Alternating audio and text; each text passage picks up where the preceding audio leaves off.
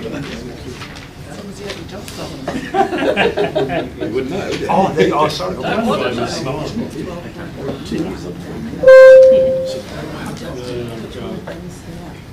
Okay, welcome everyone here today. I will declare the meeting open at 4:09.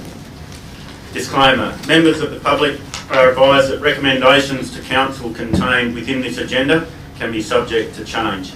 Applicants and other interested parties should refrain from taking any action until written advice is received confirming council's decision with respect to any particular issue. Any statement or insinuation of approval regarding any planning or development application made during an ordinary council meeting is not to be taken as notice of approval. Anyone who has an application lodged with the Shire must obtain and should only rely on written confirmation of the outcome of the application and any conditions attached to the decision made by council. Council members and the community are reminded that should an exception resolution be passed, this has the effect of making the decision to accept the officer's recommendation stated in the agenda as a council's decision without change. An audio and visual record will be made by means of live streaming of these proceedings and uploaded to the Shire's YouTube page for viewing. Acknowledgement of country. The Shire of Harvey acknowledges the traditional custodians of the land and their continuing connection to the land, waters and community. And we pay our respects to all members of the Aboriginal communities and to their cultures and to elders past, present and emerging. Procedural motion. Councillor Gillett put forth the following: that Council suspend Standing Orders Part A, Clause 8.5, members to indicate their intention to speak and to rise when speaking, to allow members to remain seated while speaking to improve the quality of the audio recording for the meeting. Do I have a second? Councillor Lovett. I'll put the motion. Is anyone against the motion? The motion is carried. Item 2, record of apologies and leave of absence. Councillor Tanya Jackson requested to attend the Tuesday 22nd of November 2022 Ordinary Council meeting in accordance with Regulations 14C 2B of the Local Government Administration Regulations 1996. The Shire President has approved this request and is satisfied that the location from which the member intends to attend the meeting and the equipment that the member intends to use to attend the meeting is suitable for the meeting to be able to effectively engage in deliberations and communications during the meeting, as per Regulations 14C 5 of the regulations. Can you hear us okay, Councillor Jackson? Welcome. We have apologies from Councillor Michelle Boylan. Item 3, applications for leave of absence. Nil. Item 4, reading from a book of learning and wisdom. Councillor Caboni. Thank you, Mr. President. This one's from Alexander Hamilton, who's one of the founding fathers of the American government system. I've had to alter a couple of words to make it contemporary with today. The local interest of a shire ought in every case to give way to the interests of the state. For when a sacrifice of one or the other is necessary, the former only becomes apparent partial interest and should yield, on the principle that the smaller good ought never to oppose the greater good. Thank you, Councillor Caboni. Item 5, declarations of members and officers' personal interest. We have heard the screen. Councillor Campbell. Yeah, thank you, Mr. President. My apologies for not putting this one in. It's a carryover from last week for I have impartiality interest in item 12.5.2, which is the Australia Day Awards. I declare that I know some of the nominees and that I actually submitted one of the nominations, but I will stay in the chambers and judge it on its merit. Thank you. Councillor Capgregor. Thanks, Mr. President. Also from last week, item 5.3.3, I'm the chairperson of the Harvey May Street Inc. and we've had some work with staff towards development of highway signage.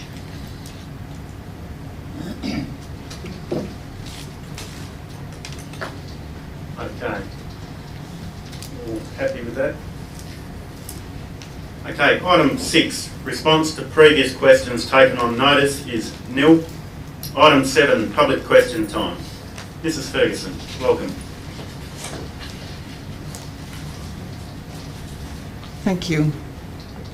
My questions relate to item 12.3.4, RV-friendly trial. I have no vested interest and no strong opinion either for or against places in the Shire being designated free RV stopover points, but I think the question of cost, both for the trial and the ongoing costs if it becomes permanent, and who pays, is important and should be transparent. Have councillors been given the following information, which was in my submission but is not in the community consultation report? In the Shire of Dardanup, there have been numerous ongoing problems relating to the free sites in Berwick, which have been attributed to the fact that the, quote, level of service that the Shire can provide is not meeting the expectations of some of the community, and concerns have recently been raised regarding the lack of monitoring and enforcement on a regular 7-day-a-week basis, unquote. That's from the Council Minutes 15/12/21. At that meeting, the cost of 3 options for providing a more acceptable level of monitoring and enforcement were presented. 1. Responding to out-of-hours complaints would cost between $198 and $330 per call-out, total cost unknown. 2. For existing staff to undertake regular weekend and public holiday patrols would cost around $42,000 per annum, but would place a, quote, considerable burden, unquote, on staff through required overtime. 3. To, quote, provide a level of service to allow for rangers to do inspections of the RV sites in Berwick and Dardanup, i.e. 2 times per day, every weekend, morning and late afternoon. The ranger staff would need to be increased by an additional 1 FTE, unquote, costing around $105,000 per annum, plus the cost of a vehicle. My question is, have councillors been given this information, which was in my submission? Not at this stage, but I'll pass over to Mr. Hall. Through you, Mr. Chairman. Thanks, Mrs. Ferguson. I draw yourself and the councillor's attention to the officer's report, specifically page 33. There were 2 confidential attachments that were included in the documentation that was provided to council, and your submission in its entirety was actually provided to them. It wasn't considered a public document based on some of the information that was contained in there, and that was a decision that the administration made. So, not a public document, but word for word, everything that you have included. Thank you. That's exactly what I realised. The documents were being treated as confidential, and I didn't know whether councillors had been given them or not. Thank you. Given this information, and apart from the cost of extra cleaning and rubbish collecting that will likely be required, are councillors confident that a satisfactory level of on-the-ground monitoring and enforcement of things such as parking in designated areas, overstaying, type of vehicle and whether a permit has been obtained can, quote, probably be done in the natural course of an officer's day-to-day role, unquote, as was said at the agenda briefing last week? Well, that'll be up to council to determine that, and that is why we're doing the trial, to see how it works and how it fits in. I think 12.3.4 is on the exemption list, so can I request that it be, if that's to be answered by council, can I request that it not be subject to the exemption resolution? That's a council Yes, decision. I'm just drawing it to your attention that I think I saw it up on the list. Thank you. I suggested the car park north of Ridley Place be trialled, although it is not on the list in the report. It is not dissimilar to some sites in Bunbury or the one at Dardanup Hall, where there have been no problems. Was it considered?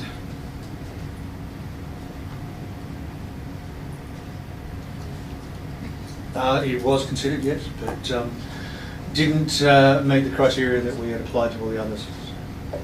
But the other suggestions were listed in the report, but that one that I made was not listed. The list of those have been chosen for a particular reason. If council wished to include additional ones or even remove some, they have the ability to do so. My only question is, I'm questioning why it wasn't on that list of sites that members of the public listed, because there's about a dozen sites that members of the public suggested, listed in the report, and that one that I made is not. So that's my question. Was it considered? I believe it is likely to be easier to introduce free RV parking than to terminate it if the trial is unsuccessful, and that the concerns expressed by the public should be addressed before the trial is introduced. Our council is satisfied that the concerns expressed by the public, which are summarised in 9 dot points on page 12 of the consultation report, and several of which concern the cost, have been adequately addressed. Well, I dare say, if I can speak for myself, that yes, I think we are happy that they've been addressed, and I think that's why we're looking forward to doing the trial, to get a lot of answers on how it does pan out. The last question is page 27 of the implementation plan endorsed by Council at its meeting on 23rd of August 2022 says, quote, 6 monthly progress reports on the RV trial are to be tabled at relevant council forums, unquote, from which the public is excluded. Having consulted the public about the trial, will council request that such reports are presented to council meetings so that the public can be informed? Yes. Yep. Thank you. I have a copy of my questions if you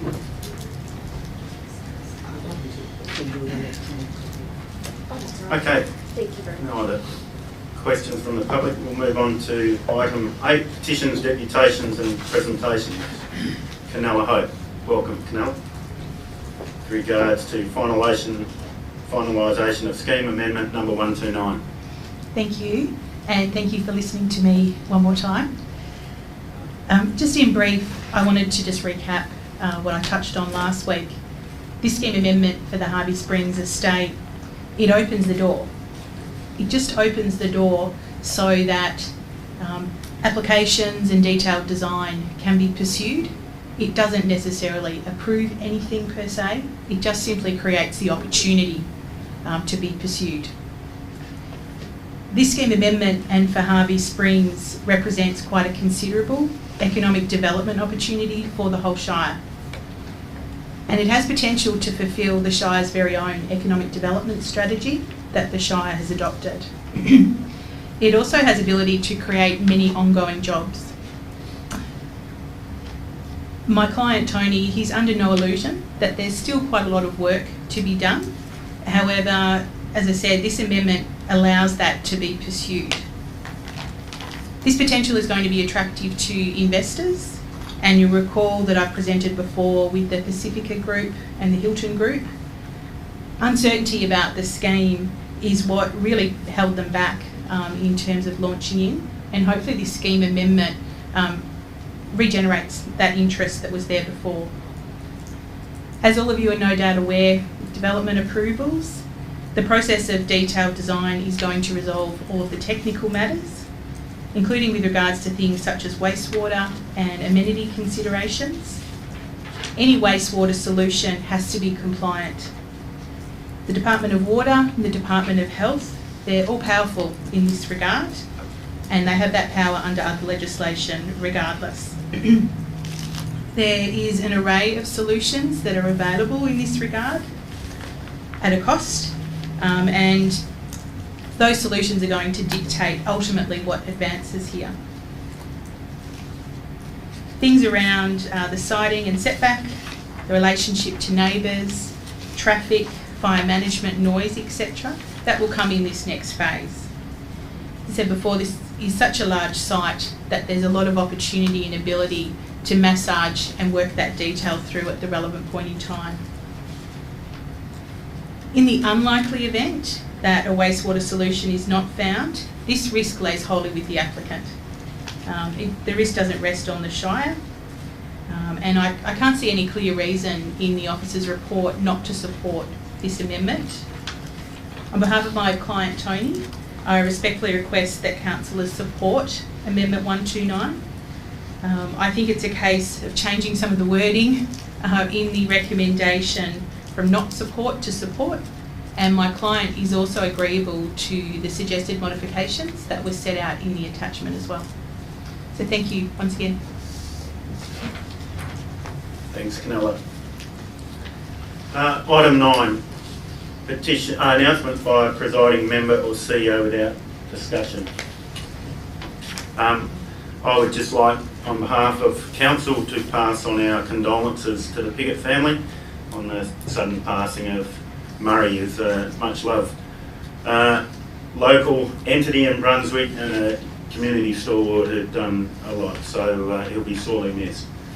Also, would just like to put a shout out to Cassie Carilli, who was named the National Emerging Leader of the Year. So to Cassie, a job well done, and congratulations.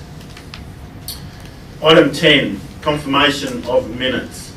So we have the ordinary council meeting Tuesday the 25th of October 2022, and the recommendation that the minutes of the council meeting held on Tuesday 25th of October 2022 as printed be confirmed as a true and correct record.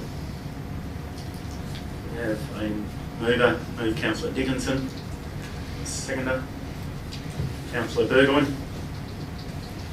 Any discussion, councillors? With the motions, anyone against the motion? Motion is carried. Item 11, receipt of minutes and recommendations from committees. We have the Bushfire Advisory Committee meeting Monday the 14th of November 2022. We have a recommendation that the minutes of the Bushfire Advisory Committee meeting held on Monday the 14th of November 2022 as printed be received. There footnote that administrative error has been identified on page 3 and page 6, and the vote should read 6-0 and not 6-6 in both instances. So this has been rectified and the correction uploaded to Shire's website. Let's move Councillor Bronwyn. Second, Councillor Burgoyne. No discussion, I'll put the motion. Is anyone against the motion? Councillor Beach. Yeah, just a point of clarification then. Would the recommendation read as amended? Yep. Thank you.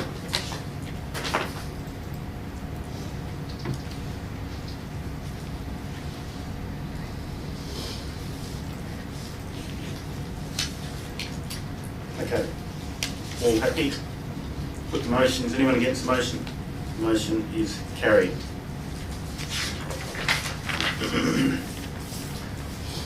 Item 12, Officers' Reports. Recommendations contained in the Officers' Report were adopted by exception resolution, with the exception of the following items. That with the exception of 12.1.1, 12.3.1, 12.3.2, 12.3.5, 12.3.6 and 12.5.2, which are to be considered separately. The officer recommendation for items 12.2.2, 12.3.3, 12.3.4, 12.3.7, 12.4.1, 12.4.2 and 12.5.1 be adopted as a council resolution. Councillor Coleman. Can we have 12.3.4 to be voted on, please?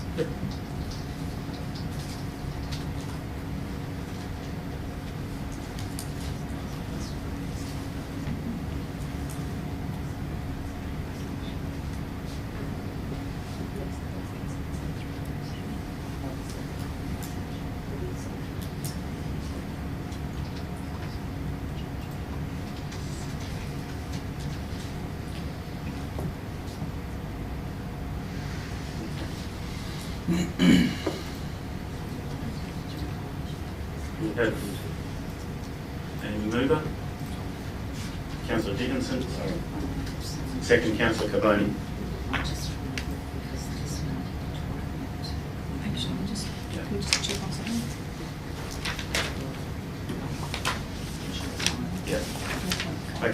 there. Can we just check on something? Yep.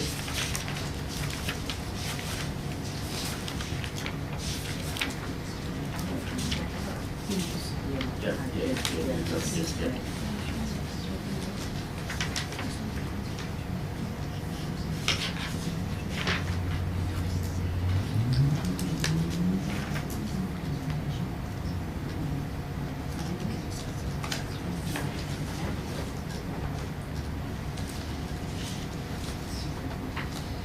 Councillor Campbell. Yes, thanks, Mr. President.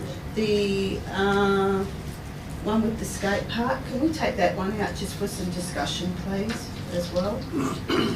Surrounding consultation, 12.5.1.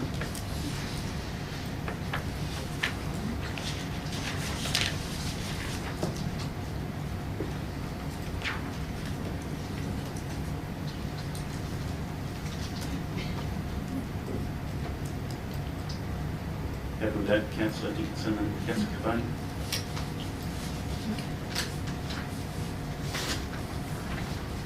Okay. All happy, councillors?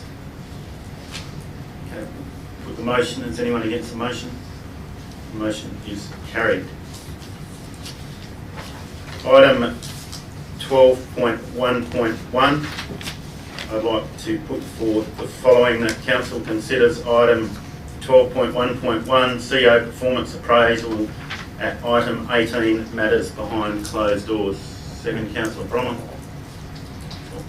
Might be any discussion? I'll put the motion. Is anyone against the motion? The motion is carried.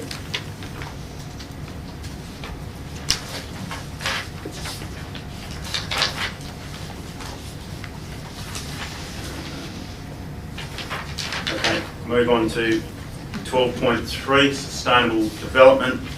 12.3.1. Councillor Campbell. I have an alternative motion. Motion to that one. It is on the screen, councillors.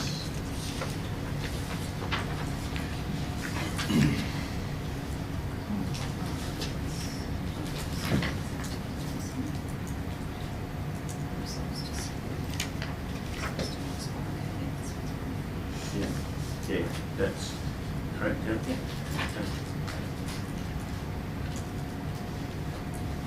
I'm happy to second the alternative. Councillor Campbell. Thank you, Mr. President. Councillors, today I ask you to consider this amendment. I see this amendment will allow for a broader and more integrated style of tourism investment that can grow over time. As indicated in the report by the applicant and at the deputation we received last week and earlier, this amendment will allow for a number of options for a range of tourism activities, and not all of the additional uses are expected to eventuate. However, it will allow it to evolve over time. And as I've learned over time, many of the issues raised during the consultation period can be addressed through the development application and through planning conditions. And staff have clearly outlined and recommended the modifications to this application at attachment 3 to be considered by the WAPC. I feel the concerns surrounding the management of wastewater, specifically trade waste, which potentially may be generated from the land uses proposed in this amendment, will be stringently regulated through the state agencies. This is a very large property, and the local development plan, followed by the development application, will ensure that impacts on neighbours will be evaluated and addressed. The risk now, when we approve this, will be on the proponent to ensure that these issues and these concerns surrounding wastewater and the like are addressed and the solution is found. This amendment will open the door to a considerable economic development for the Shire and will significantly build on and enhance the list of tourism destinations within our Shire.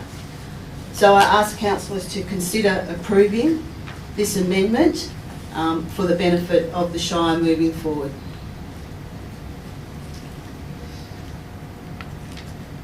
I have nothing further to say. Is there any I've got a question. question? In the comments made, it was outlined that a lot of the information in relation to wastewater would be monitored by the state government. And I just wanted to get some information from staff on the manning of state government and how effective they've been at doing this in the past.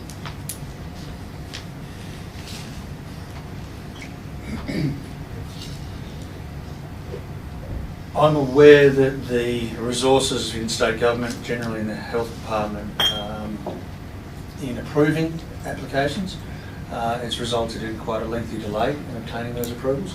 But as far as their capacity to technically assess them and ensure that they meet regulatory compliance at the time they've installed and been ongoing, I can't really comment on that, but I haven't heard of any that have not performed properly.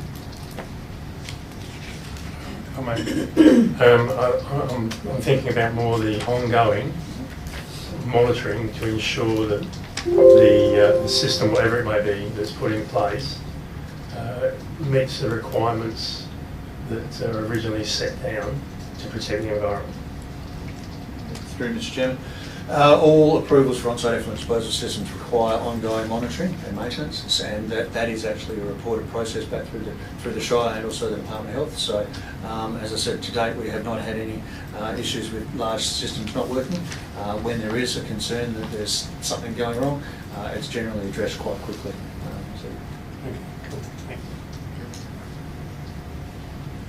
Is there any speakers against the alternative motion? Any other speakers for? Councillor Bromley? Yeah, I'll speak for the motion. I believe if we're going to move Shire forward in a tourism process, we need to do something. And we definitely need to do something in the northern end of the Shire to provide that end of the Shire with some good educational and work-related processes where people can be employed. So I think this will be a great project going forward.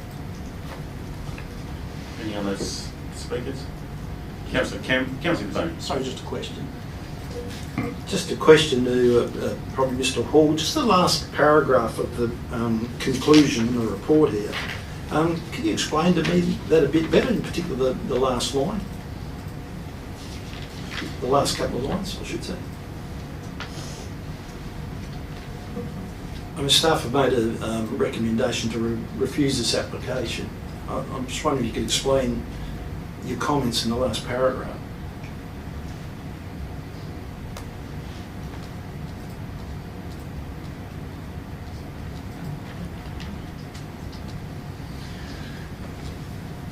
Through Mr. Chair, I think the discussion point around that was made quite clear last week in the fact that, albeit that this particular application represents exactly what Councillor Campbell and others have said in terms of going forward to be where we want to be in regard to encouraging tourism and economic development. We want to do so, this is the first one that's ever happened, so we want to do so in a level of certainty that we should actually obtain. And we've sought that certainty based on the advice that we've received from state agencies that certainty should be obtained earlier on in the process than later on, so that there's no false expectations. We're realists, though. We understand that we're purely a referral agency in regard to this process, so should the Department of Planning actually support the officer's recommendation or the alternative recommendation, we're comfortable that the business as usual approach of asking for those modifications is acceptable. Councillor Campbell, do you wish to? Right. Oh, Councillor Davis, sorry, sir. Thank you. Yeah, just in support of Councillor Campbell's motion, I've read the attachment 3 here, and I believe there's adequate safeguards in there. It is a huge economic impact upon the northern end of the Shire, as Councillor Bromley said. It dovetails into tourism development that we're on. And it also puts the onus back on the proponent to provide the material and the information that is in the officer's recommendation refusing. And that's the one that's printed here, so that will all go to the proponent. And nothing will happen until all that's been satisfied. So if it has been satisfied, we should be satisfied and we should support this and let the proponent address all the concerns that have been raised. If they can't address them, well then it's not going to go ahead. Councillor Campbell. Yeah, thanks, Mr. President, and thanks, councillors. In short, I believe approving this amendment, as Councillor Beach said, puts the emphasis back onto the proponent to provide that information that's been missing. And should it move forward through the process, I think it will be a great economic development for our shire, particularly in the tourism area. So I ask councillors to support this alternate motion. Thank you. Okay, so I'll put the alternate motion. Is there anyone against the motion? Motion is carried 12-0. Okay, item 12.3.2. Councillor Crispin has a financial interest. We'll wait for him to leave the room.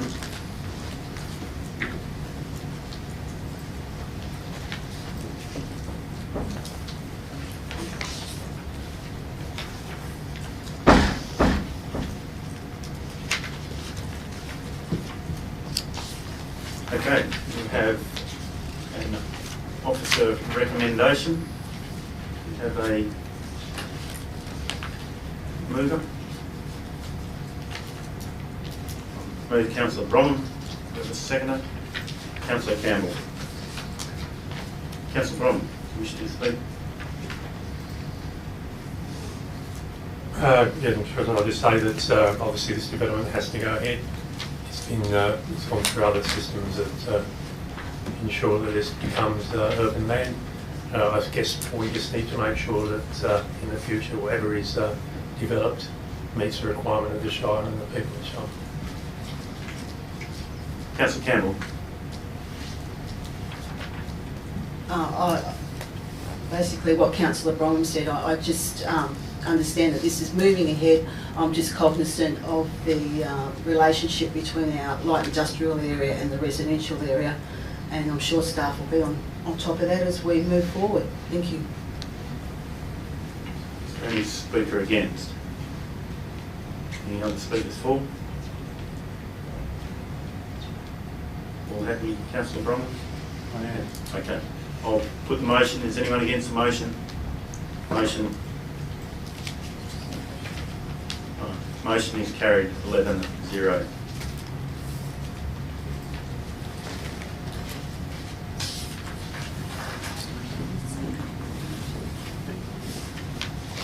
Thanks, Ray.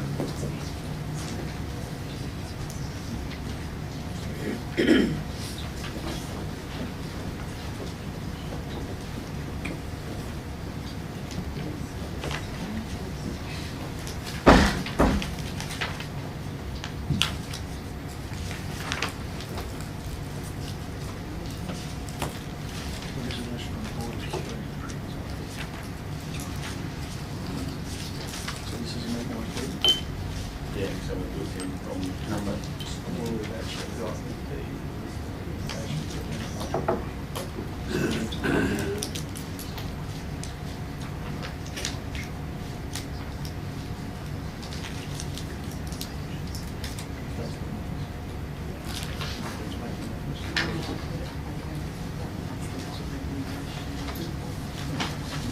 This is a copy of the previous.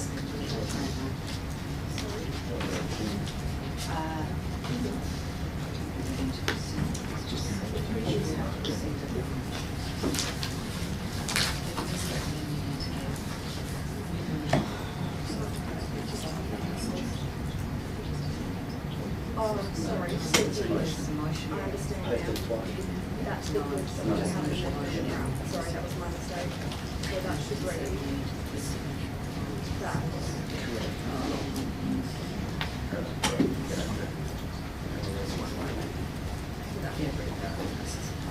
Okay, so I'll move that council move into a 10-minute recess. Do I have second? Councillor Bromham. Put the motion. Is anyone against the motion? Motion is carried. We will return at 4:53.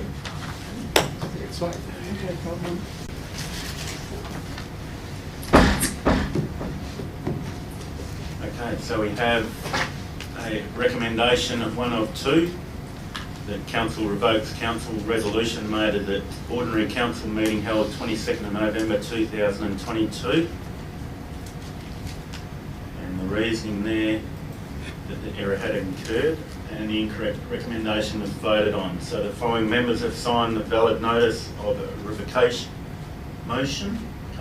Michelle Campbell, Councillor Coleman, Councillor Bronham, Councillor Dickinson and Councillor Burgon. We have a mover, Councillor Caboni, second, Councillor Dickinson. Put the motion. Is anyone against the motion? Motion is carried 11-0. Absolute majority. Okay. Recommendation 2 of 2. Move Councillor Bronham, second Councillor Caboni. Likely to be any discussion on this one? Okay. I'll put the motion. Is anyone against the motion? Motion is carried. Simple.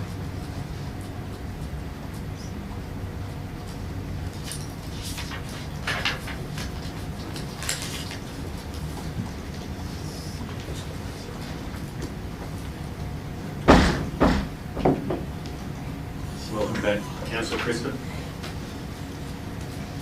Okay, item 12.3.4, recreation vehicle RV friendly trial. We have an officer recommendation on the screen. We have a move, Councillor Campbell. Or question, I just Councillor wish to Campbell? make an amendment to that officer's motion there. Move and second. So I'll move it. Move. We have a seconder, Councillor Burgoyne. Councillor Campbell. Thank you, Mr. President. I'd just like to add a point 4 in there, that a report comes to council at the 6-month mark to enable a review of the trial.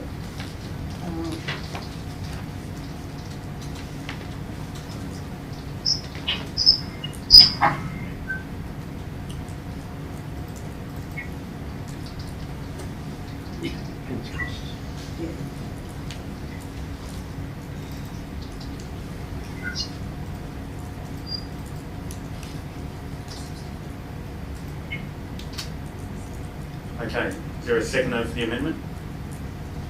Councillor Caprega. Is there likely to be any discussion? Councillors, straightforward. Yes, Councillor Badge. Speak again. Speak against? You want, okay, Councillor Campbell. Do we speak for your amendment? Thanks, Mr. President. Yes, I know that staff have done some considerable work around this through community consultation and the like, but I feel that with some of the concerns raised at a question time this afternoon, that council needs to have that report provided at the 6-month mark to ensure that we're addressing all the community concerns, any complaints, and in particular the costings that are associated with delivering this trial. So that's why I've asked for that amendment to be put on or put in, so that we can make an assessment at the 6-month mark whether we continue on. Councillor Burgoyne is a seconder. Wish to? No, Councillor Caput.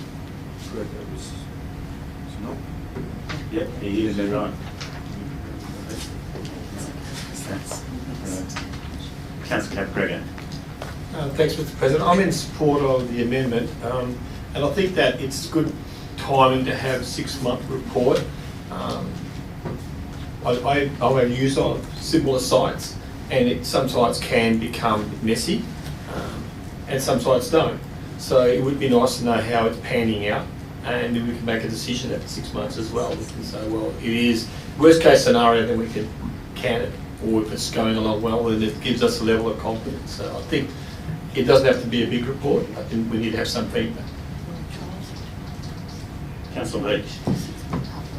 Yeah, I'm just looking there now. You're just speaking about item 4 there, aren't you, request a report, that's what this, Amendment. yeah, well, I want us to kick against the actual full motion. motion. Yeah, Okay. so I'll Okay. withhold that till Okay. that time. Thank you. Any other speakers for the amendment? Speakers against? Councillor Dickinson. I'll speak against it because I think we need to have a 12-month period because of seasonal travelling of people and visitations. So I would support a 12-month review. Thank you. Any other speakers for? Against? Councillor Lovett. Thank you, Mr. President. Look, I support Councillor Dickinson on that. Just beat me to it. The 6 months, we're starting this in March. We're doing a 6-month review. That's through the wet, cold period. It's unlikely to be busy. And I think that we need to have a 12-month review so that we actually know, we can see a pattern over summer and winter because that will affect it. Any other speakers for? Against? Councillor Campbell. Thank you, and I acknowledge the thought process of a 12-month trial, but bearing in mind this starts in March, so there'll be costs associated with this if we decide to implement it over a budget time. So I think this might provide an opportunity to 6 months, whether we wish to, in our next budget, put more money towards the project moving forward. But I acknowledge your points about the weather at the time and the amount of travellers.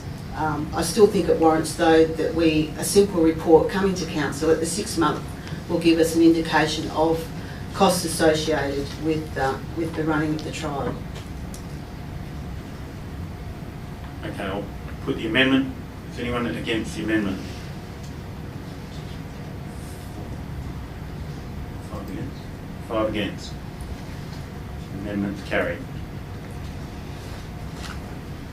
7-5.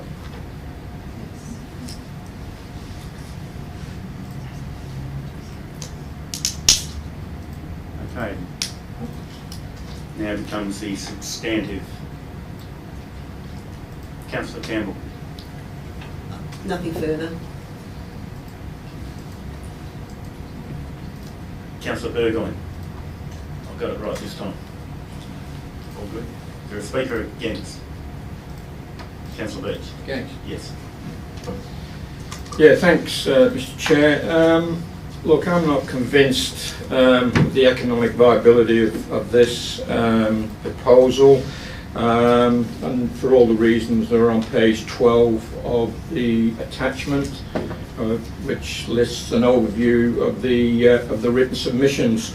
And quite frankly, if I was a caravan park owner and one of these set up in my town, I'd be asking you, you're going to pay my rates as well, giving an unfair advantage to the traveller and an advantage to the traveller and an unfair advantage to the people that are providing that those facilities for you to park in.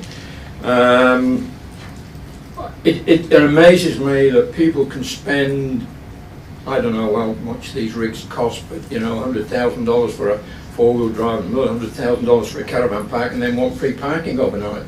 It blows my mind, and yet they're quite willing to spend money otherwise. But as soon as they put a caravan behind the car, everything they want, free power, free water, free parking, I just don't see it at all. So for all the reasons raised in the overview of the written submissions, I don't believe it's economically viable, and going to 12 months, twice the time that the operator could go broke. So in that case, I'm not going to support this at all. You're a speaker for Councillor Caput. Thanks, Mr. President. I speak for it because I think that if people are travelling and they are tired and they want to spend for a night, as I've seen recently as last night, a van parked opposite the Workalup Tavern, right, popped up and they were spending the night there. They're not going to go, they don't want to go into a caravan park and pay up to $40, between $30 and $50 for one night so they can move on the next morning. They want somewhere to park where they feel safe. If we don't have these facilities, they'll park anywhere, like they were parking in the car park at Brunswick. And most recently I had two situations where they're parking in the bushland behind where I live. They just go into off the road and they say, well, we'll just spend the night here. It was 2 mobile homes. Right. I have to say, when they left, there was no mess. You wouldn't even know that they were there, but I did witness it myself. So I think we need a facility. And it's, you know, I don't believe that it brings the bad type of people into town. The benefit of it is that they do stop and they do fuel up and they do buy coffee in the morning and or paper or something. They will use our dump point. That's what we put the whole thing in for. They don't make a mess anywhere else. So if we haven't got facilities, then we have the same situation as what we've had in the past, where we've had illegal camping, illegal overnight stay.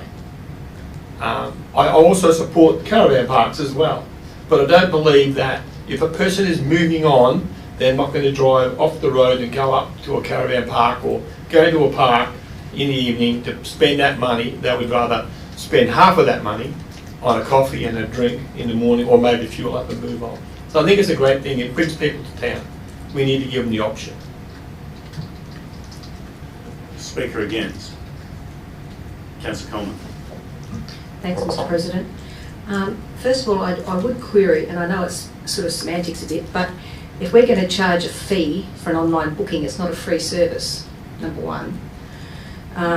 Number two, I've had direct experience with this in the Northwest, and I see it as a cost shifting to ratepayers. There is significant increase of ranger time, in my experience.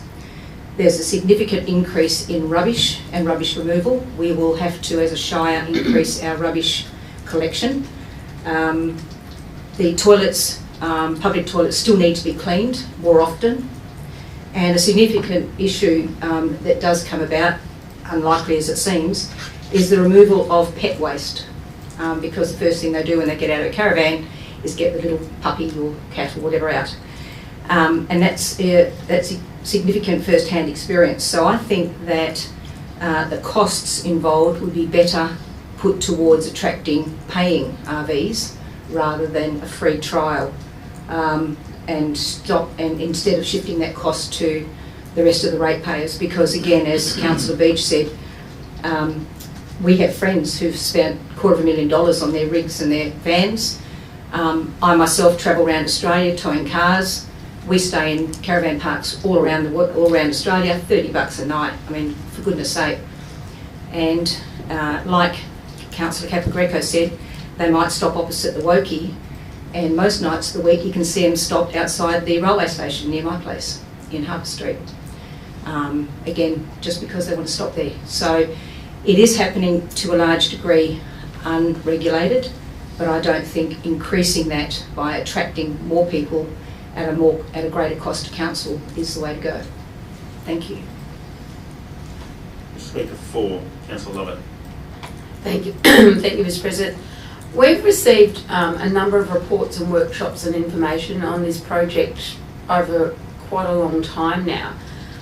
Staff have done the investigation. We know from other places and other studies that have been done that when people are allowed to park in an RV-friendly space like this, they spend more in the community, they come back and they spend more again. It's proven to encourage tourism. We've seen it in Bunbury, we've seen it in a lot of other places, and it actually adds a benefit to the community as a whole.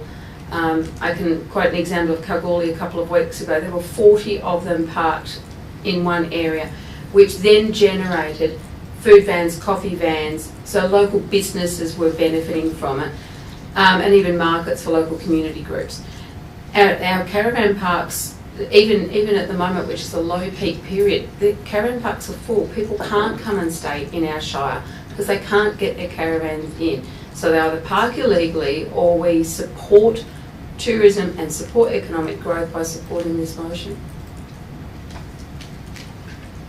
Any other speaker against?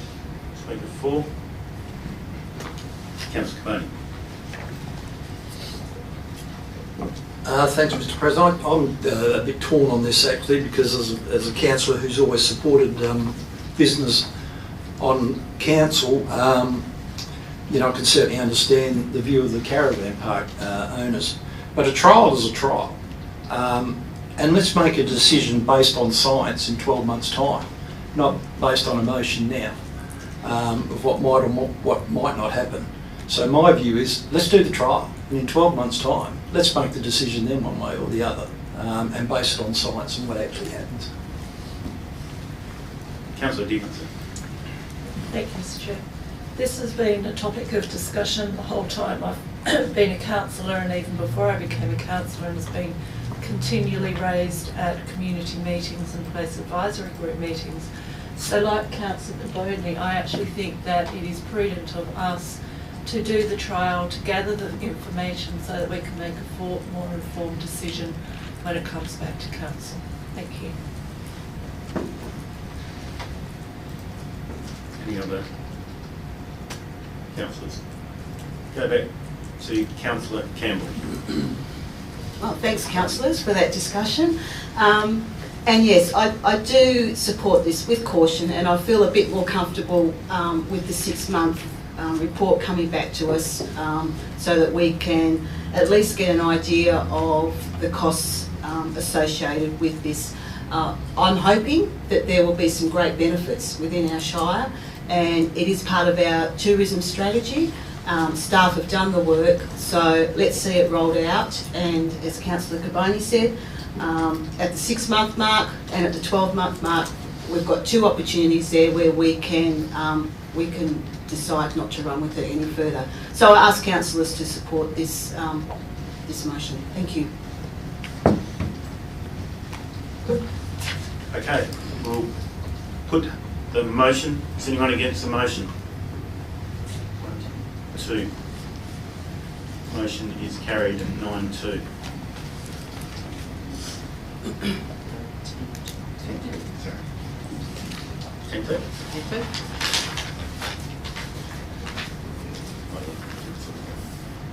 Okay. Item 12.3.5, review of local planning policies outbuildings. We have an officer recommendation on the screen. Councillor Brom. Question. Reading through this, I wondered why we continue to have a wall height of 3 metres when in the past councils passed a resolution to make it 3.5 metres.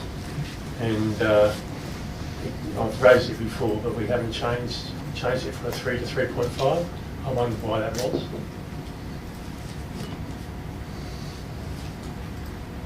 Through Mr. Chairman, no specific reason, because obviously if you go for a 3.5 wall height, you're probably going to increase your ridge height as well, so there's that cumulative effect of going sort of further. But if you want to keep your ridge height at the same height and just increase your wall height, then that's something we could definitely have a look at. Given it was a decision the council passed to do that without changing the roof height, I'd like to know why it wasn't implemented. Through Mr. Chair, I'd have to go and check back in previous minutes to see if that was a formal resolution of council. I'm not saying it wasn't. I'm not familiar with that one, and we need to actually look into that. How do we pass this? Mr. President, how do we pass this and then review that to ensure that we incorporate it once Mr. Hall has found Well, I suppose at the end of the day, it's the officer recommendation. If this is passed and one has been passed before, as you say, then I would imagine it would override. This one would override. Right, okay, so I'll vote yes.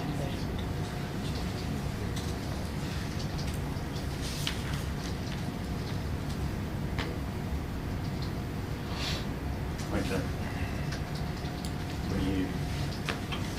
Mr. Chairman, I'm concerned if there is a resolution of council that historically has suggested a wall height of 3.5, given the policy that we already have and was adopted some time ago, in fact back in 1997 and periodically reviewed, since then, it makes no reference to it. So I am concerned that if something has been missed, then it probably should be looked at to start with, because I would be concerned about advertising a policy, one that's contrary to a previous resolution of council, and if there is an appetite for 3.5, that is a higher level than what is being proposed. So take some advice from government, but I am happy for it to be deferred until such time as that matter is actually further investigated. So until the next meeting. I'll move it later on the table. Second, Councillor Boney. Yeah. Okay. Oh, sorry. It's a procedure motion. Yeah.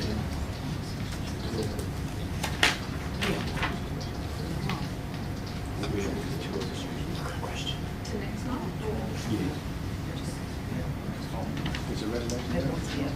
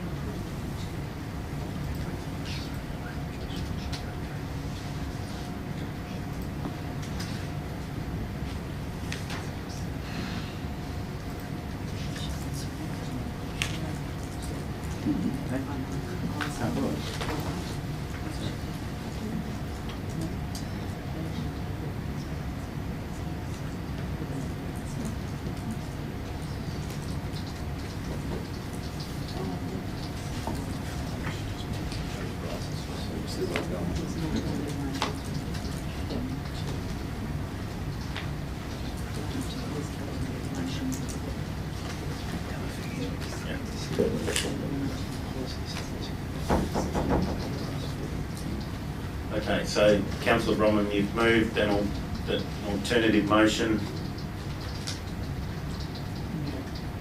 Council defer the item until the December meeting.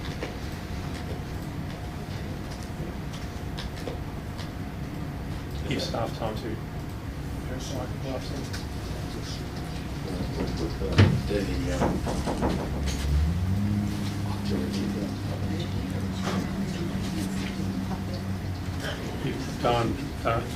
Give staff time to research and provide information. Further advice. Further advice.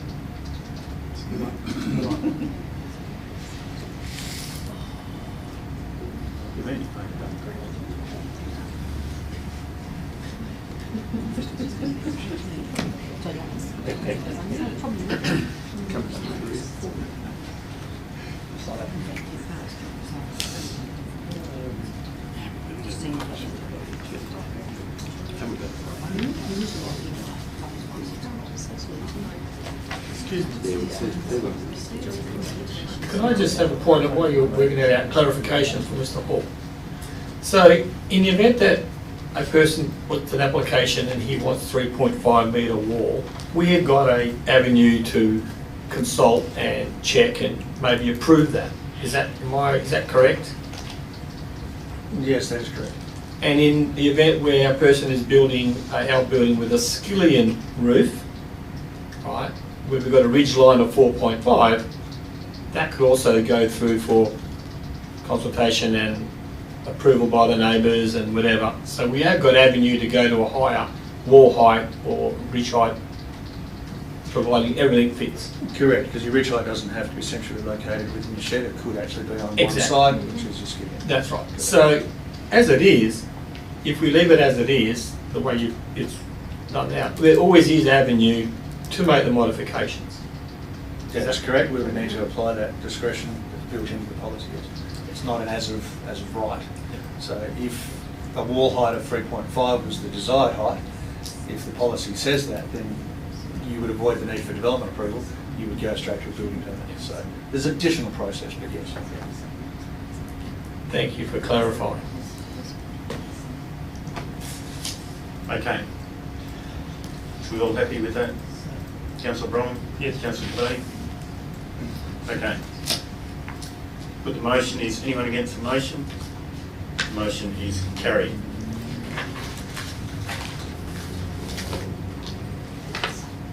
Item 12.3.6, Harvey Men's Shed. We have a officer recommendation on the screen. Okay. Move Councillor Campbell. Second, Councillor Burgoyne. Likely to be any discussion, Councillor Campbell? I will say something.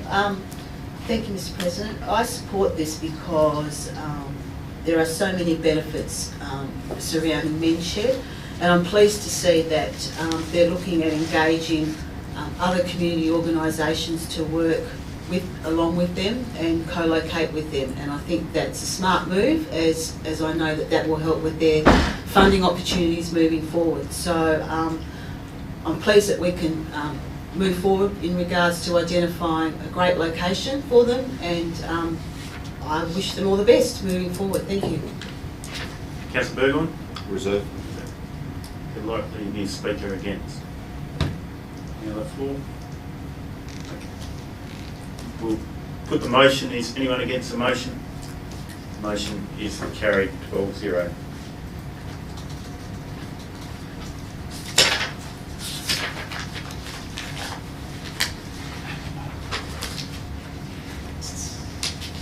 Okay, item 12.5, Community and Lifestyle. 12.5.1, Harvey Skate Park Concept Plan.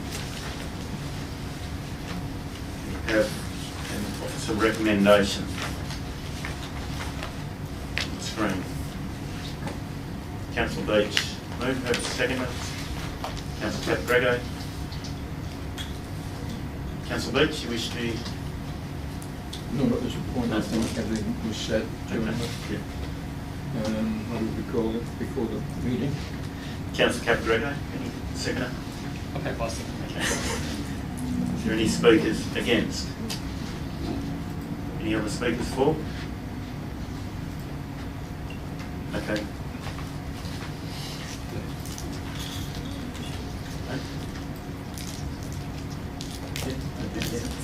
Yeah. No discussion, I'll put the motion. Is there anyone against the motion? Motion's carried. 12-0. Okay, item number 12.5.2, Australia Day Awards. We have a officer's recommendation on the screen. Move Councillor Dickinson, second Councillor Bromham. Is there likely to be any discussion? Put the motion. Is anyone against the motion? Motion carried 12-0. Item 13. One we've all been waiting for. Elected members' motions of which previous notice has been given. Councillor Carboni requests that the following notice of motion be placed in the ordinary council meeting agenda for 22nd of November 2022. That council engage with the Shire of Dardanup to gauge whether there would be interest in amalgamation of the two shires. If so, to negotiate employing an independent consultant to look at the business case and report back to both councils. Move Councillor Carboni. We have a seconder, Councillor Beach. Councillor Carboni. Thank you, Mr. President.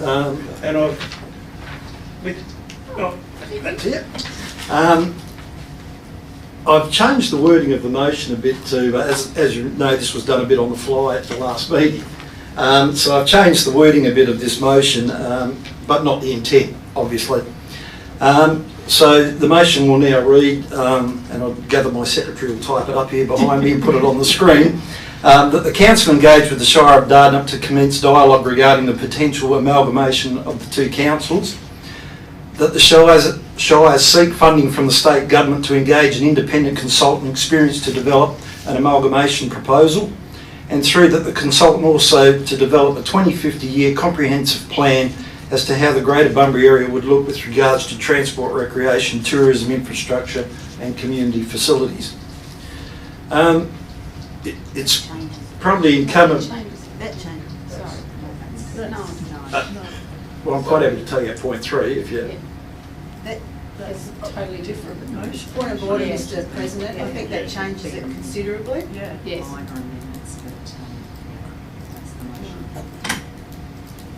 All right, we'll go back to the original motion. There's the ability to put an amendment to that original motion, just as per any motion, and then that would need to be supported to become the substantive notice of motion. Yes? All right, well, I'm happy to move an amendment, points 2 and 3 to the original motion. Is there a seconder? Do you want to put the amendments? Council would like the amendment up? Yeah.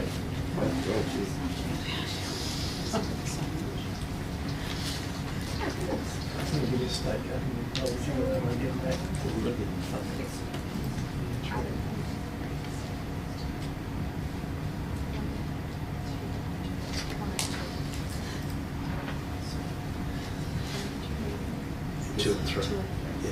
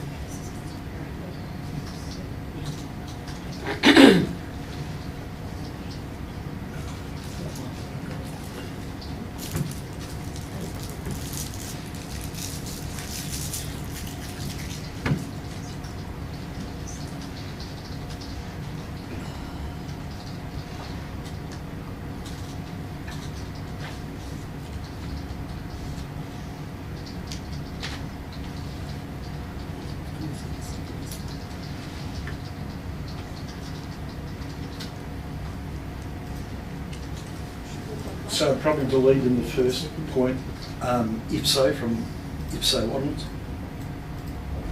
because it's repeated in the second one. Okay, so Yeah, that one, yeah, what you just highlighted. yeah, is so, so it would look like, so it would look like this.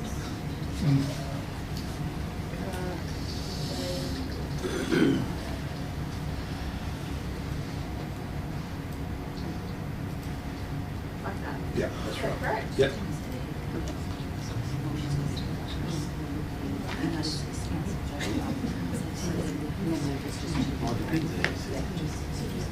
You're happy for this 2 and 3?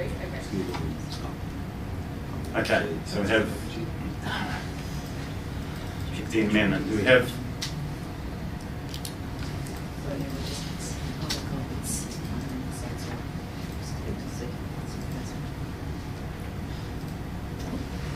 Okay, do we have a seconder for the amendment?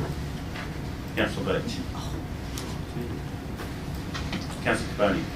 Thank you, Mr. President. Whoa. Madam President. Thank you, Mr. President. With your indulgence, I probably should get the humour out of the way to start with, and I'm not suggesting that it be called the Shire of Hardener, nor am I suggesting that the mayoral number plate be Hard Up 1. So I'll get that out of the way to start with. But look, last week, councillors, I was in Brisbane and had a look around. It's a bit of a preamble to this.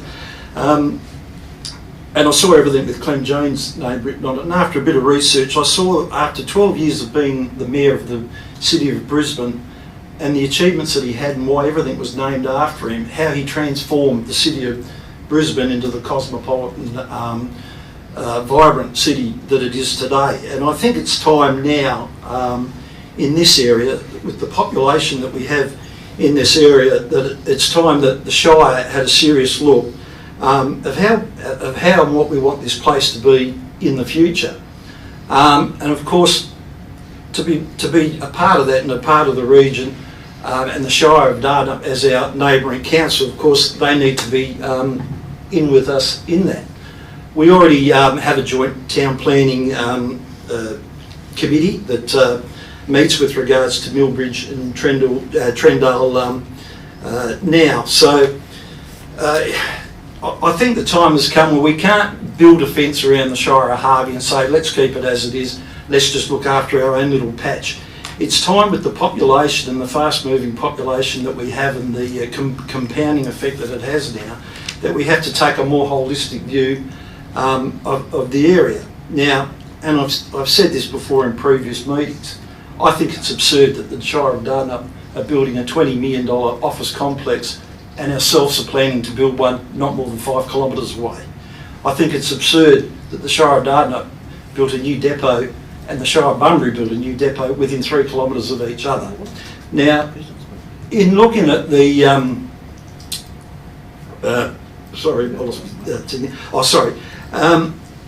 looking over east, it's been, you can note now that it's been legislated over there that our rate rises, or their rate rises I should say, have been tied to CPI increases. And that could very well become the case here one day, rates being such a political hot issue.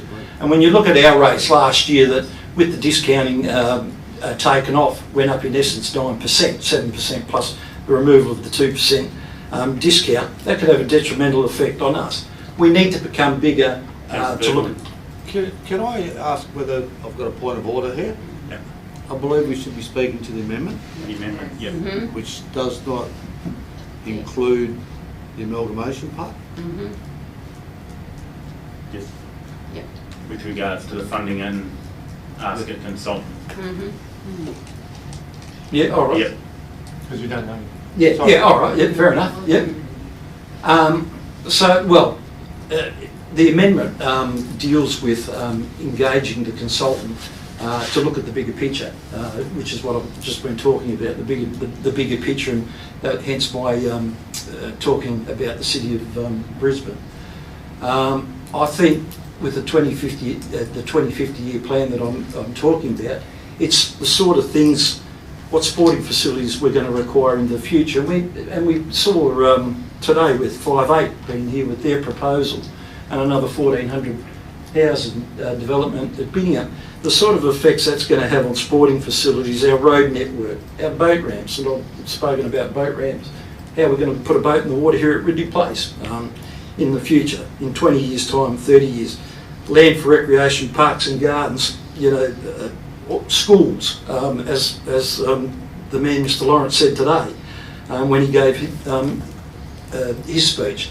So in speaking to the amendments, that's what the consultant part is about, is getting state government funding, having the ability to go to the state government to try and seek funding, and I don't know whether we'll be successful or whether we won't, but we've at least got to give it a go.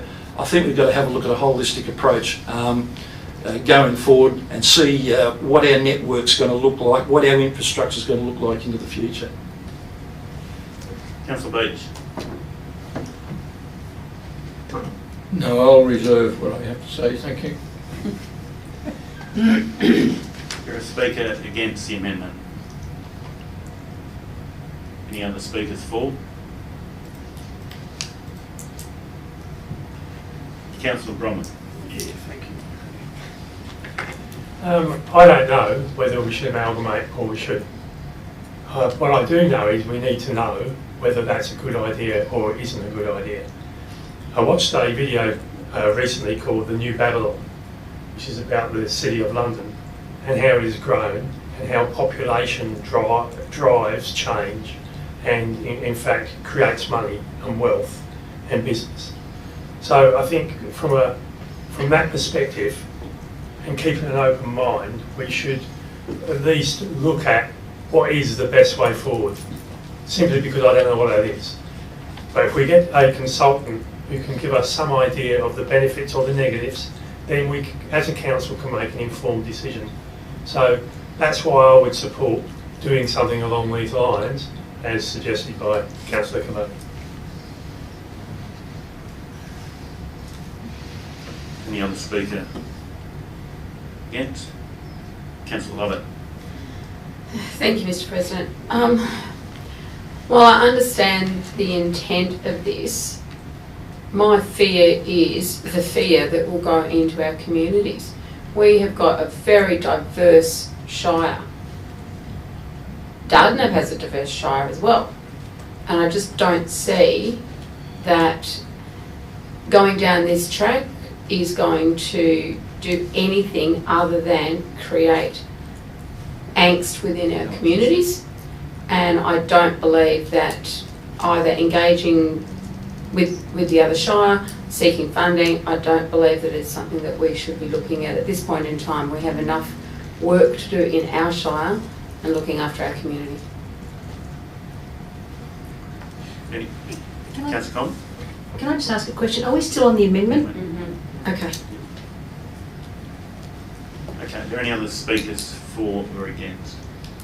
Councillor Carboni, you want a summary, or you're just happy to put it? Sum up on the amendment, no. Happy to put it? Yeah. Okay. So I'll put the amendment. Is anyone against the amendment?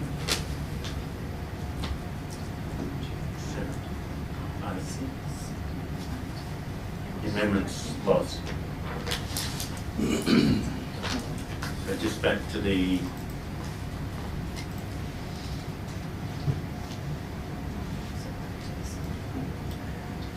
engage with the Shire of Dardanup. Yep.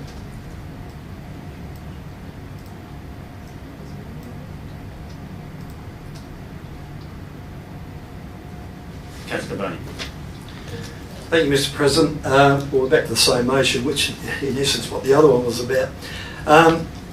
Look, and continuing on from before, look, when I flew into Perth on Friday on the plane, with the announcement from the captain of the plane, there was people going from Brisbane to Paraburdoo to Newman to Port Hedland. You had a great number of the plane doing fly in, fly out up north. And yet here we are in the Harvey Shire and the Dardanup Shire with future housing developments on the cards, an airport not even an hour away which does fly in, fly out, and we're not planning for the future. We're not looking at 2050, how we're going to get into the CBD of Bunbury, whether we need a light rail network, whether we need a footbridge over the cut so people can enjoy the beach on the other side of the cut, whether we need a boardwalk around the estuary, how we're going to get boats in the estuary. We're not looking at any of these things. There's no comprehensive plan. We do everything ad hoc. If we need to attract funding, we've got to get bigger and we've got to get better at it. It's a simple fact of life. To say that we're too busy, we've got too much work to do, I think that's a poor excuse. We just need to get on with it and put a plan out there, have a vision out there. Instead of looking at these little things in isolation, we need to have a vision that we all work towards and something that we can see where we drive to, and a vision 30 years out into the future, so we know that we do good planning, we have that ability to get good planning out there and a way forward. Councillor Beach. Yeah, thanks, Mr. Chair. I really only seconded this to listen to Councillor Carboni's argument, and I know he's passionate about this and he has done a fair bit of research, and these 3 pages of supporting, well, research that's gone into this as well, that would have been a waste if we hadn't have listened to Councillor Carboni. But now listening to him and listening, I think it was today, it might have been yesterday, but the Shire President, Mick Bennett of Dardanup, was on the radio on ABC, and it appears that Dardanup is in the top 3 growth regions, or the top 3 of a growth region, and I'm not sure, I missed part of it, of what that list comprises of, but they were talking to him, why is Dardanup so popular? I have to remind you though that last time when the Barnett government was in, there was no support from this Shire, and from any others for that matter, for amalgamation. However, if the Labour Party win the next election, and they've got a lot of their mandate out of the way this time around, it could very well be that we may be forced into doing something, whether we like it or not. So if we were to research this, at least we'd be on the front foot and we've got some idea of where we're going and not be sort of reactive to a direction, but more proactive and saying, well, we were expecting this and here's our plan moving forward. So I've changed my mind. I wasn't going to support the motion, but I think I might this time. Councillor Coleman. I'll speak against. Against? Okay. Thanks, Mr. President. Look, I commend Councillor Carboni for his forward thinking. I'm always interested in future and debates. However, I think in a public forum to suggest that we're going to go to Dardanup when as councillors we haven't had the opportunity to workshop this, to investigate even the latest reports about Dardanup's growth, our expressions of interest where we're going, our businesses that will be impacted, the whole lot, I feel is this motion is way too premature. I think there should be a lot of further investigation around this chamber long before we go to this particular step. Now, I'm not against the step per se, but I will vote against it because I think that nice little hand grenade that'll come back and bite some of us at the moment, and we could have been better informed. Thank you. Now the speakers for. Now the speak, Councillor Bron. Yeah, I'll speak for it. From the point of view that I think change is coming. And sometimes I think we stand there with a stop sign in our hand thinking we're going to stop change. And all we end up doing is getting run over. So from my perspective, I think I support what Councillor Beach was saying. We need to know what would look good for us in the future. And to me, this is an investigation into what would that look like and what would be the best way to move forward. And in that investigation, it may turn out that we're actually better off staying as we are, but we don't know. And even though I respect Councillor Coleman's point that we haven't talked about this in depth, I think we all understand that change is coming. We can see it with what our proposal today of getting up. We can see the growth at Treendale, East Treendale. We know that this Shire's development is moving slowly east, and Dardanup is growing too. And we're separated by a bridge. So, you know, I think an understanding of a greater community of where we live and moving forward would be of substantial benefit to our decision-making processes.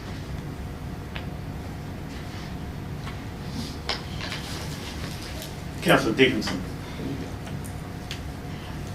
Thank you, Mr. Chair. I am speaking against the motion. I am not trying to build a fence around the Shire of Harvey, to quote Councillor Carboni. I don't believe we've had community consultation. The community have not brought this to the attention of councillors and have asked for it to be considered or workshopped and discussed with our neighbouring Shire. I also recall hearing the current Minister for Local Government saying amalgamations are not on the table. And I don't believe it is prudent for us to pursue this at this time. I acknowledge that our local governments are in a period of growth. We don't know exactly where that growth is going to go. We probably need to know more information before we look at amalgamation. I also know for a fact that amalgamations that have occurred over east, local governments are asking to go back against amalgamation. So I do not believe this is the right time to consider it, and I will be voting against it. Thank you. Councillor Capriato. Thanks, Mr. President. 3 years ago, I would have said I want to build a wall around Harvey, if you'd asked me. But I can see how we have to expand, and there's opportunities out there. So I've changed my tone, and I think that when I talk about Harvey, I talk about the Shire. I don't talk about Harvey Townside. And I'd like to think that in 10 years' time, our population is doubled. So, you know, in order to do that, we need to look at all options. We base everything we do in this room around consultants' reports, public consultation. Those are the kinds of things that we use for guidance. So I support Councillor Carboni in this motion, because I think we need to know. We need to know, and if we have to engage somebody to know that, that will settle the debate forever. And the results may say, look, it's not a good idea to do the amalgamation, and then it'll go to bed.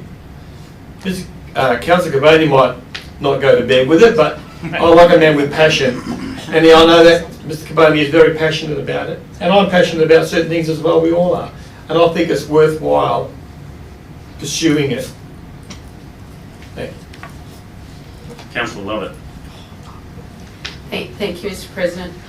I'm probably going to get a fine for mentioning Kalgoorlie Boulder twice in one council meeting, but that's fine, I'll take that. I come from a town that was amalgamated. It was amalgamated 30 years ago. It's not amalgamated. It's a paper trail. It does not amalgamate communities. It creates more division within communities in the long run. I've got that from personal experience. I don't believe that we need this to go through. We know where our shire is going. We have got so many informing strategies and policies and plans in place that our staff have worked extremely hard on the last couple of years. We know where we're going and we know where the development's going to be. We know what development we can welcome in. We will grow, and we will grow to a point that, as Councillor Dickinson said, if we were to amalgamate, we'd finish up dividing because we wouldn't be able to cope with it. It is not needed. It is going to be, at the end of the day, it will be bad for the community and bad for the organisation, and I can't support it. Councillor Burgoyne. I'll speak against it. You certainly can. Right, thank you. Now that everyone's stolen my thunder, I've all my notes that are written down. Yes, I was going to mention the forward plans and all that. Yeah, we know where we're going because we've done that. There was mention of doing something before we get forced to do it. Well, it was only just a couple of months ago that we were forced to reduce our numbers, and we felt we didn't really want to do that because that was going to be bad for the Shire of Harvey, but we had to do it. Now we're looking at halving our council by amalgamating. I don't believe that's the correct way to go at all. Every decision I make is based on what I think is best for the Shire of Harvey, and I don't believe that even looking at amalgamating the Shire of Dartmouth is in the best interest of the Shire of Harvey. So I will be voting against that.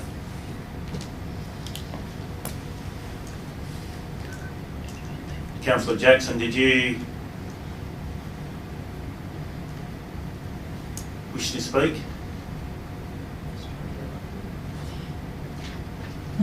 Sorry, I think I said when this came up that there's a lot of plans that have been considered over time. A lot of what Councillor Cavani is discussing is in the sub-regional plan about where facilities are going, and at a local level, Councillor Lovett has mentioned that we have a lot of informing strategies and plans. Councillor Burgoyne's point as well. So I do not support this. I think it's preemptive and I don't think it's necessary at the moment. Councillor Crispin. Thank you. I've been tossing and turning on this one quite a lot.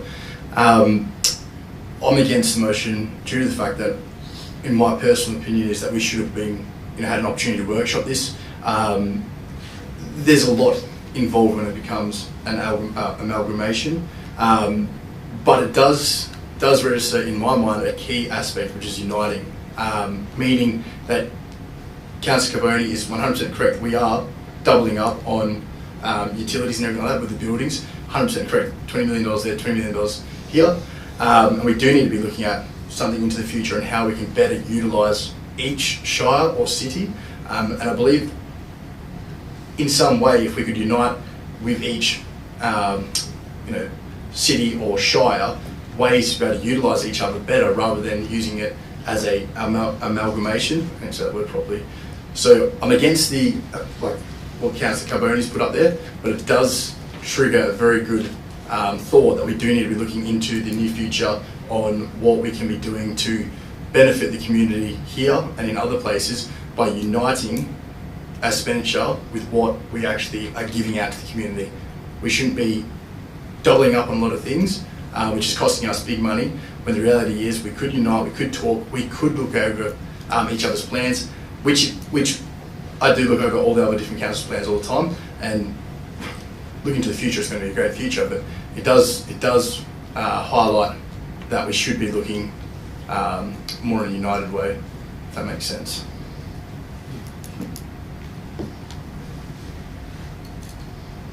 I'll reserve my right. I'll reserve my right. Do you wish to sum up? Yeah, thank you, Mr. President. Councillor Kemp. I might as well say something Yeah. since everybody else has. I won't be supporting this motion. I believe with all our current reforms that we're currently undergoing, the significant amount of projects that we have on our books, the effort that the staff have put in with our strategies and the like, I think we have enough going on and we have enough forward thinking in our shire. I do acknowledge what Councillor Crispin said. I think there's a better way that we can do business moving forward, but that doesn't mean it's amalgamating with the Shire of Dardanup or the Shire of Collie or the Shire of Waroona or the City of Bunbury. I think we can do business better across all shires and cities, but I don't believe that amalgamation at this time is the way to go. There's been no community desire to proceed with amalgamation. It's not on our radar, and I think that an informal discussion with the Minister to come up with this suggestion of amalgamating with the Shire of Dardanup is ill-considered and unplanned, so I won't be supporting the motion. Councillor Cavani. Thank you, Mr. President. I thank all the councillors for their participation in the debate today, and I expected the outcome that it will no doubt have. But nevertheless, it's always good to have the debate anyway.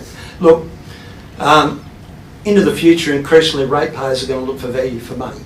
And I can tell you now, the 7%, 9% increases in the future are not sustainable. And they'll be coming back to us more and more and putting more political pressure on as to where the dollar is spent. Building multi-million dollar buildings kilometres apart is not the best use of ratepayers' money, and they have a right to be angry. Now, some councils brought up the community have no desire to do amalgamation. Well, that's different from what I hear out there in the community. Ratepayers want value for money. They don't want these huge rate increases. Getting a consultant is all about doing the work for us. It's about putting science behind a decision later on in the future. I mean, the impacts, the growth, the population growth and all that, that's what we get consultants for, to do all that work for us. We're not going to find that out. That's for them to do. Again, and I go back to the beginning where I started, every now and again as councillors you need to lead. We need to lead it. Sure enough, we're the closest level of government to the community, but at times we also need to lead. That's what Clem Jones did in Brisbane back in 1960, and look where Brisbane is today. Beautiful restaurant precincts, beautiful entertainment precinct, South Bank in Brisbane, water parking, and that. Anyone who's been there can see it. It's an absolute boardwalk all around the river, absolute magnificent place. That's what I'm talking about, not just the Shire of Harvey, how we link the Shire of Harvey to the rest of the community, and whether you like it or not, we're getting in a metropolitan area where we are linked with Bunbury, we are linked with Dardanup, we are linked with Collie. It's getting closer and closer, and as the population grows, it's about linking it all together with roads, infrastructure, networks, everything. We haven't even got sewerage on the main street of Australind, out here at Australind on the estuary. We haven't even got sewerage. It's about all these things and linking it all together. That's why you get a consultant to put the science behind it and move us forward. Thanks.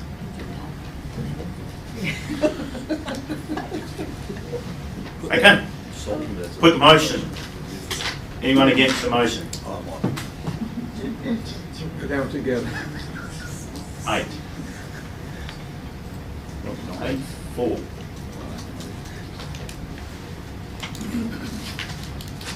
I must say there is never a dull moment. Councillor Cavani? No one nods off in the room. Councillor Capagreco requests that the following notice of motion be placed in the ordinary council meeting agenda for 22nd of November 2022, that council advertises an expression of interest within the Shire of Harvey for the purpose of gaining information to assess if there is a need for development of independent living facilities / lifestyle villages within the Shire. Let's move Councillor Caprico to second Councillor Crispin. Mr. President, can I interrupt for a moment, please? Yes. I'm feeling very unwell and I think I'm going to have to leave the meeting. Okay. Okay, sorry. Thanks, Councillor Jackson.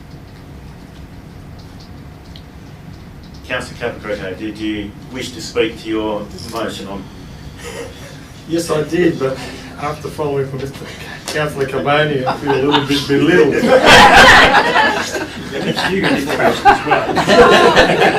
So the purpose of the motion is not a commitment or supposed to incite expectation within our communities, but a tool to gain real current information as to the needs of our ageing population.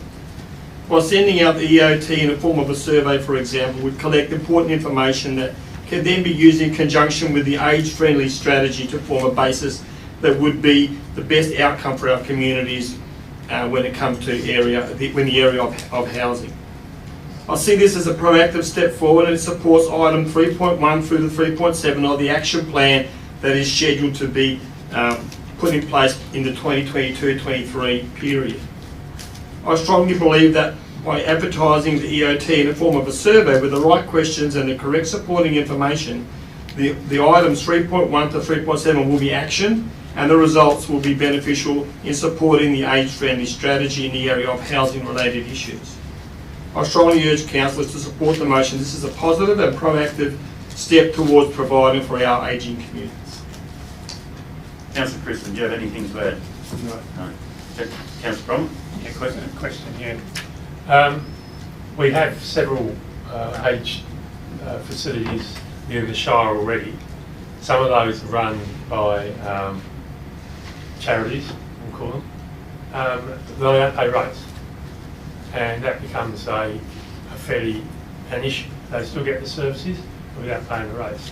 So my question would be, how do we encourage these facilities without that incurring that cost? Well, I would assume the information we're just gaining is there a need, to start with, within the Shire? And then, Councillor Common. Thanks, Mr. President. A question to Mr. Hall, if I may. Some years ago now, there was a proposal that I thought was going to go ahead, not necessarily through here, but in the community, for early retirement village, for want of a term, on the old Sunny West site in Roy Street, opposite Harper Street. That's gone very quiet.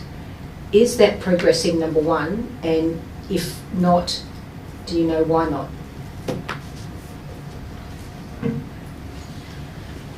Through Mr. Chair, that particular parcel of land is zoned residential 15/30/50, so it does have the capacity to accommodate residential occupation. That can also be limited to aged care accommodation. It's in an area whereby any development or subdivision that occurs is required to be supported by an approved structure plan. That structure plan has actually been endorsed by the Shire, and it remains in draft form with the Department of Planning. It's with regret that the landowner that has that parcel of land has chosen not to finalise that structure plan, even if it's not in the format that they want, which we know it isn't. To simply finalise that structure plan gives a tick in that box that say we can negotiate further opportunities for that land.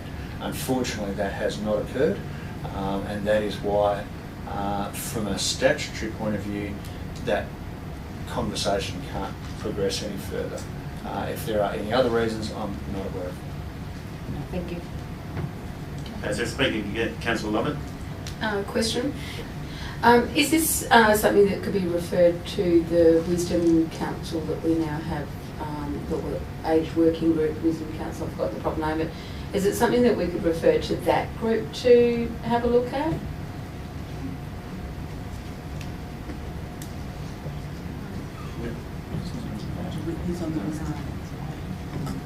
Okay, is there any other speaker? Councillor Campbell. Sorry, I have a question for Director of Community and Lifestyle. Just in the officer's comments there, you mentioned that in 23-24 we'll be going out as part of the ageing strategy. Apologies, Councillor Campbell, the comments came from the Director of Sustainable Development. Oh, is he? Sorry, I'm asking a question. Sorry, I've got ahead. I was asking a question. Oh, sorry. Sorry. Sorry. Yes, I am. Sorry, Mr. Hall. No, sorry. that's fine. Either one. In regards to identifying the gaps in the housing. So, will that be addressing those particular areas that Councillor Capra-Grego is asking us to go out and with an expression of interest? So, independent living families and lifestyle villages, or will that be just looking at aged care, which I'm interested in, over 55s and the like? So what will you be looking at? Over 55. Over 55. Through you, Mr. Chairman, I think the indirected or ill-directed question is an example of how all our documents are actually sort of implemented across all business units, so that's understandable. Thank you. As far as what that identification in gaps process includes, we haven't actually landed on what that's going to look like yet because it is some time away, but there is no reason why it wouldn't include, and possibly among other things, what is being requested here.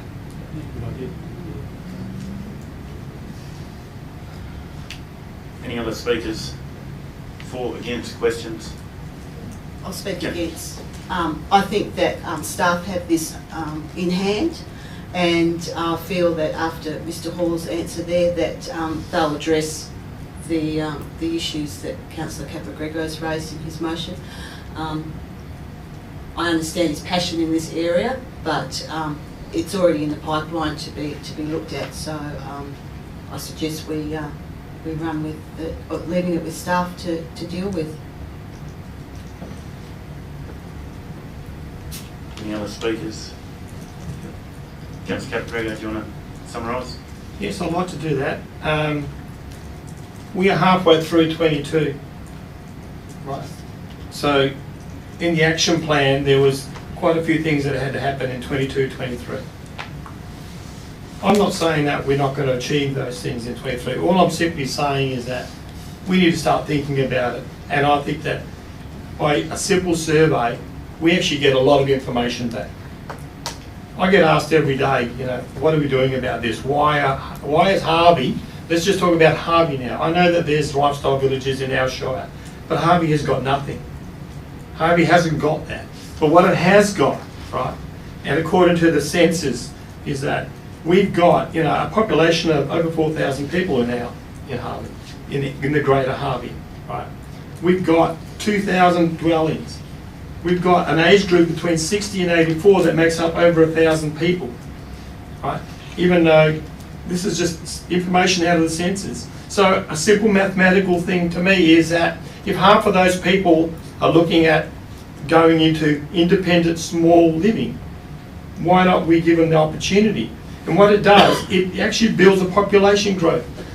Because if 50% of those people had moved into units or similar to Brunswick or however we do it, a lifestyle village, that means that 50% more houses would come up for sale and young people could move into those homes. Harvey is made up of large blocks. A lot of ageing people can't manage those blocks anymore. So what do? They look for a lifestyle village and they move out of Harvey. We lose the population. We're not gaining. But we can keep those people in our town and produce open homes for younger people to live into and move into, right? Our population grows. Rates go up, everything goes up. I just got I came across an article that was in the paper in 2020 where it was to do with a real estate agent, and they said that people are looking into moving into Harvey from metropolitan area. It was an amazing read. I thought, wow, this is interesting. You know, people want to come to Harvey to live. They think that Harvey is a great place to move to come out of the city, to come to Harvey. Now Harvey is part of the Shire, so anyone that comes into Harvey is adding to our Shire, to our population. All I'm saying is that let's go out and listen to what the people want, whether it's independent living, lifestyle, aged care. I think that we need to take that step. I mean, I came onto Shire because I want to do things. And I don't want to wait till June 2023 to send a survey out. I want to send it out now while it's on people's lips, while people are talking about it. So I urge you to consider the motion. I don't think it's a big ask, and I don't think it's a big burden on staff. And if it takes a month to get it out, so be it. But let's get it out. Thanks. Okay, I'll put the motion. Is anyone against the motion?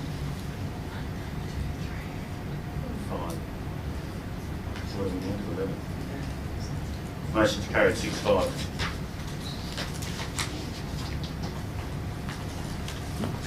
Okay, item 14. Notice of motion for the following meeting. Is anyone going?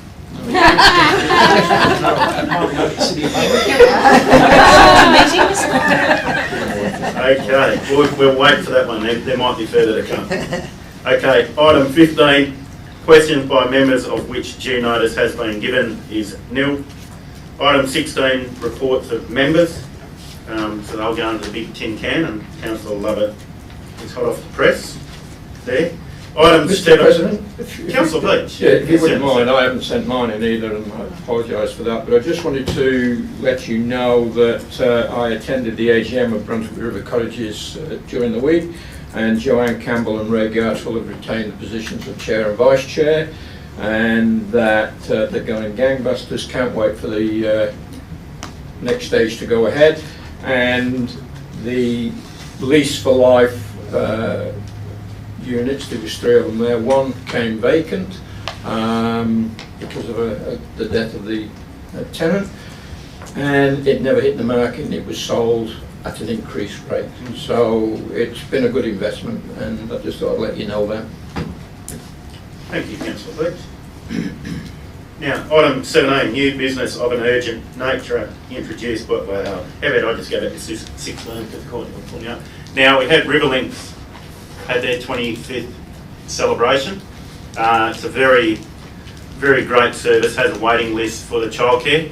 So apparently they were waiting on a very important reporter to turn up, and he had other things to do. So Sean, I've got you a little bit of cake, mate. So you'll send a photo and come and collect your cake before you go. So they were very, very sad that they missed you, but it's a great success story within the Shire. So, okay, I'll go to 17 now. New business of an urgent nature introduced by decision of meeting is nil. Item 18, matters behind closed doors. Item 12.1.1, CEO performance appraisal. And we'll move Councillor Burgoyne. Second, Councillor Campbell. Burgoyne. Sorry. I'll put the motion. Is anyone against the motion? Motion is carried at 6:31. Thank everyone for their attendance, and wish everyone a great rest of the week.